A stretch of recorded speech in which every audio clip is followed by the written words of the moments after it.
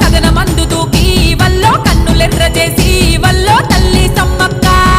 బిడ్డ సారలమ్మ చూడు కొడుకు జంపన్నతో నాడు భర్త పగిడిద్దతో కూడి రణం చేసినాదా వీరవనితలమ్మో సమ్మక్క సారక్క ఆ పోరు దివిటీలా త్యాగం పాడుకుందమమ్మా హసలుకలాది గట్టు వల్లో సిన్ని మేడారం వల్లో సిరివెలుగుల పొద్దో తల్లి సమ్మక్క గద్దె